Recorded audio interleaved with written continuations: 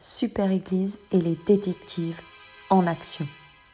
Nous avons une question. Quel est le plan de Dieu? Un plan pour qui? Un plan pour toi? Un plan pour moi? Un plan pour nous? Les détectives associés vont suivre les traces des histoires bibliques pour connaître la vérité. Avec sœur Mélanie, sœur Ivana, sœur Éléonore, sœur Angélique, frère Emmanuel, sœur Charline, frère Cédric et sœur Naomi.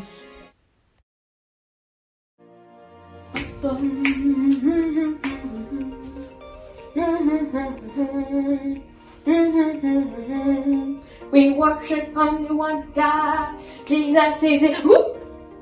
Qu'est-ce que tu fais? Pardon? Qu'est-ce que tu fais?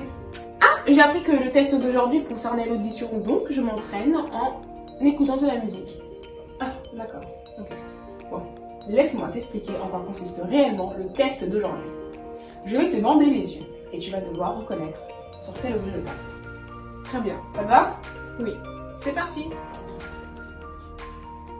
Essaye de deviner ce bruit-là.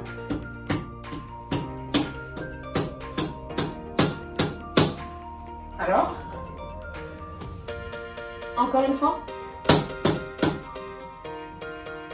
Une bouteille en plastique? Bien joué. Essaye de deviner ce bruit-là.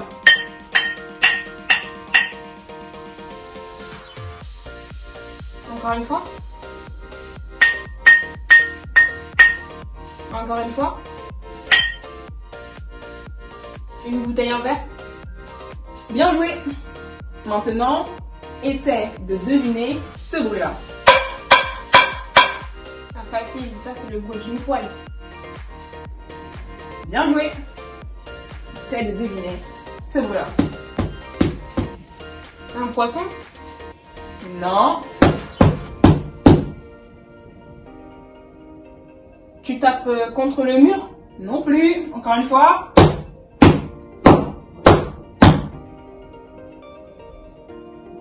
Tu frappes ta cuisse? Non. Raté. Qu'est-ce que c'était? Un coussin. Mince, c'est bien. C'était presque ça, mais c'est bien. À la semaine prochaine pour un nouveau test.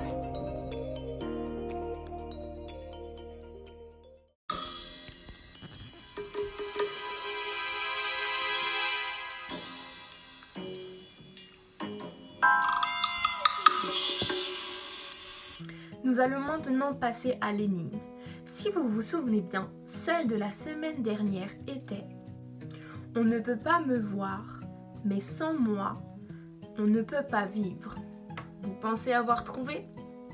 La réponse était l'air. Et oui, on ne peut pas le voir, mais pourtant, sans lui, on ne peut pas respirer. Donc, on ne peut pas vivre. Bravo à tous ceux qui avaient trouvé.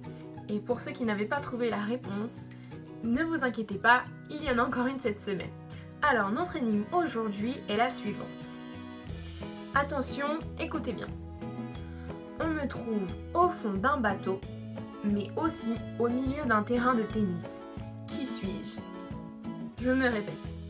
On me trouve au fond d'un bateau, mais aussi au milieu d'un terrain de tennis. Qui suis-je? Rendez-vous la semaine prochaine ou à notre réunion Zoom pour connaître la réponse.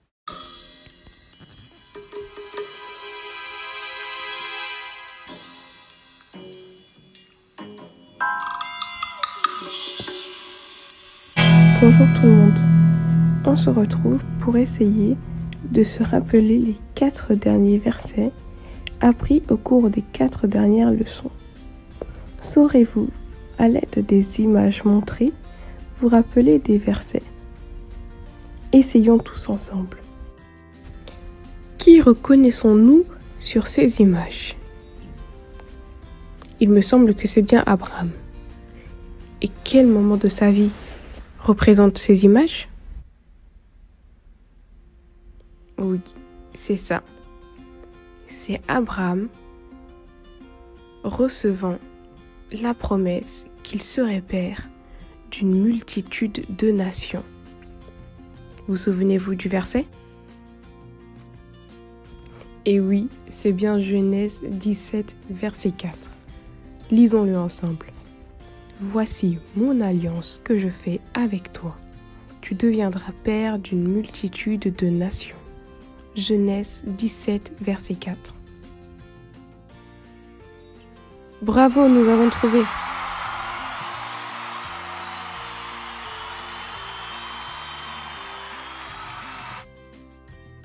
Voilà deux personnes âgées qui prient. Et les voilà maintenant avec un enfant dans les bras. À quels versets peuvent bien faire référence ces images? Pour indice, le prénom de cet enfant veut dire celui qui rit.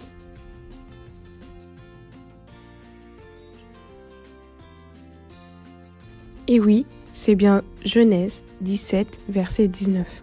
Lisons-le ensemble. Dieu dit, certainement Sarah, ta femme, t'enfantera un fils, et tu l'appelleras du nom d'Isaac. J'établirai mon alliance avec lui comme une alliance perpétuelle pour sa postérité après lui. Genèse 17, 19. Bravo, nous avons encore une fois réussi.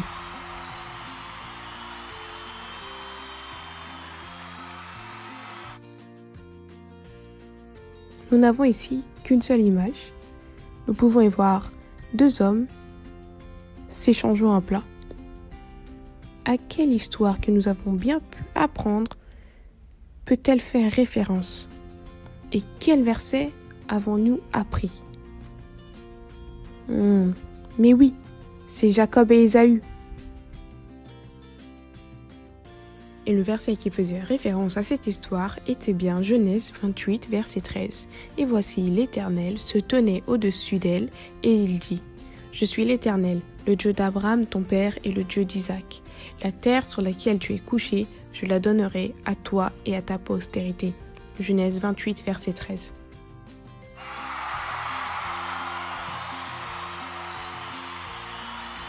Encore une fois, bravo, nous avons trouvé le verset. Nous avons ici deux images.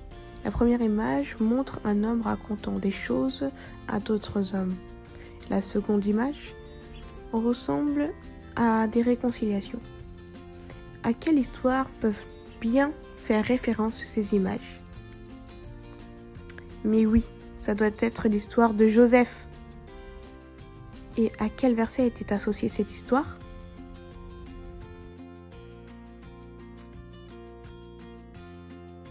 Et oui, le verset était bien Jérémie 29, verset 11.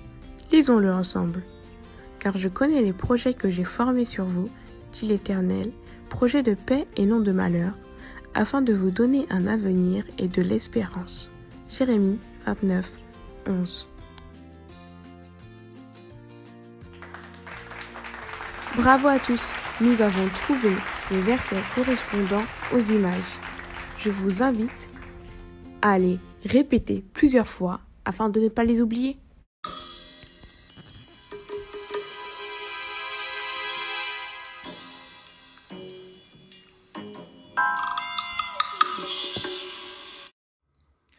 Bonjour les enfants, je suis détective Cédric. Aujourd'hui, nous allons faire la leçon bilan sur toutes les histoires bibliques que nous avons vues le mois dernier.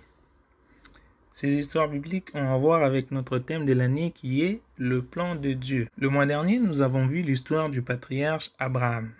Abraham était âgé et n'avait pas d'enfant lorsqu'il a rencontré Dieu. D'ailleurs, Dieu lui a fait la promesse qu'il serait le père de beaucoup d'enfants. Mais à un moment donné dans la vie d'Abraham, Abraham s'est décidé de suivre ou réaliser sa volonté au lieu de réaliser la volonté de Dieu.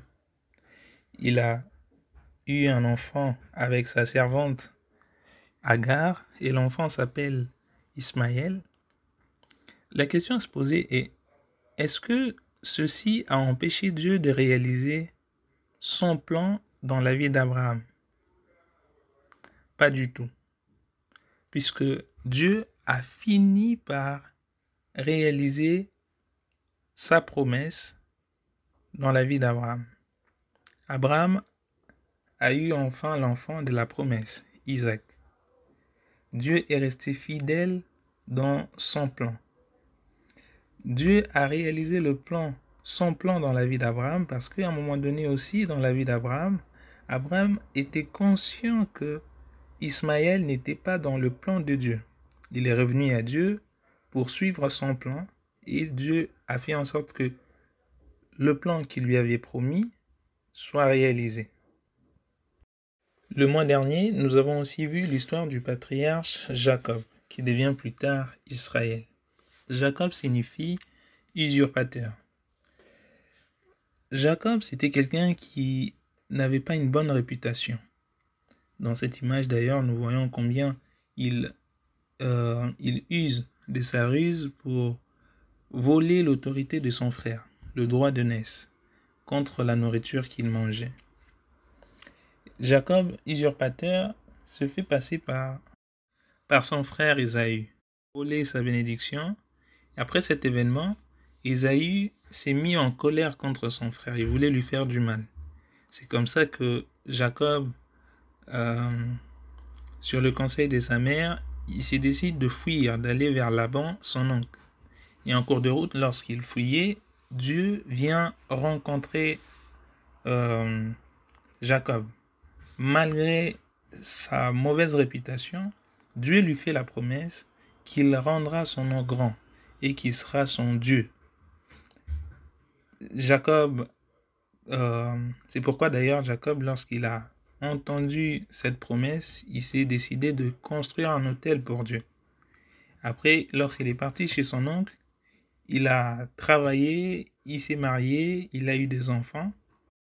Et plus tard, lorsqu'il devient Israël, Dieu finit par réaliser son plan dans la vie de Jacob. Jacob devient le père de beaucoup d'enfants.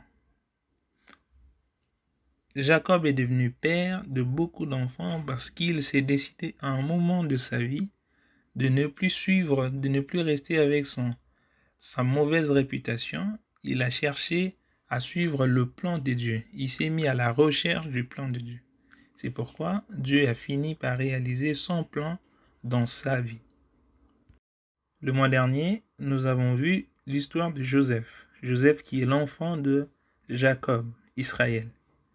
Joseph a eu une vie tumultueuse. Sa vie était faite de haut et de bas. Il était l'enfant chéri de son père. Et un jour, son père l'envoie aller visiter ses frères qui étaient au champ. Ses frères étaient jaloux de lui et ils se sont décidés de lui faire du mal. Après, à un moment donné, ils voulaient le tuer et après, ils ont changé d'avis, ils l'ont vendu. Il est parti en Égypte comme esclave. Potiphar lui a confié la responsabilité de toute sa maison. Il prenait bien soin et tout se passait bien. Après, il a eu un souci avec la femme de son responsable. La femme a dit des choses qui n'étaient pas vraies sur sa vie. Et on l'a mis en prison. Malgré la prison, Joseph n'a cessé de chercher le plan de Dieu pour sa vie. Malgré la souffrance de Joseph, Dieu n'a pas oublié en aucun cas son plan pour la vie de Joseph. Finalement, Dieu a fini par réaliser son plan dans la vie de Joseph. Joseph devient un cadre, quelqu'un de considéré en Égypte. Et d'ailleurs, c'est grâce à Joseph que la famille, que ses frères qui l'ont vendu autrefois, ont été sauvés lorsqu'il y a eu la famine partout dans le monde. Dans toutes les histoires bibliques que nous venons de voir, nous voyons bien la fidélité de Dieu concernant son plan ou sa promesse dans la vie de l'homme. Il a promis à Abraham, malgré ses erreurs, il a fini par le réaliser. Il a promis à Jacob, malgré sa mauvaise réputation, il a fini par le réaliser. Il a promis à Joseph, malgré la vie tumultueuse qu'il a eu à endurer, il a fini par l'accomplir.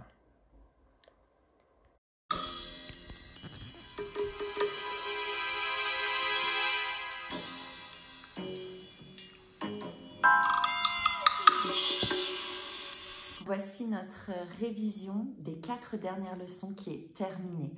Nous avons parlé des patriarches, c'est-à-dire des anciens, de nos ancêtres dont la Bible nous parle, les premiers qui sont mentionnés. Abraham, on a reparlé de Jacob, on a reparlé de Joseph. Maintenant, détective Cédric a oublié de mentionner un des personnages.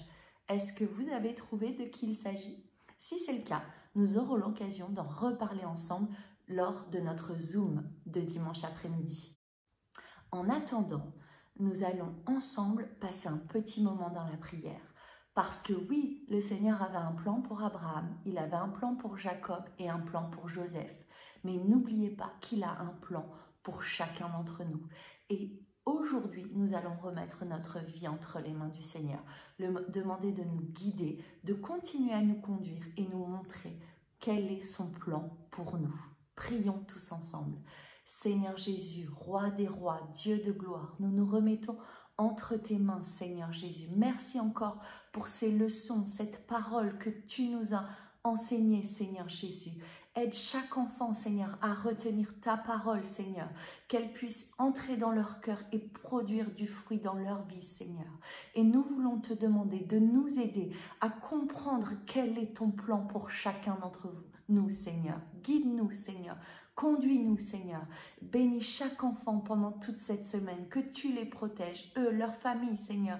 Que tu prennes soin de leurs besoins, Seigneur Jésus. Je veux te dire que je t'aime de tout mon cœur, que je bénis ton nom, que je t'élève, Seigneur Jésus. Gloire, honneur et louange à toi, Seigneur Jésus. Amen. Que le Seigneur Jésus vous bénisse richement et à la semaine prochaine.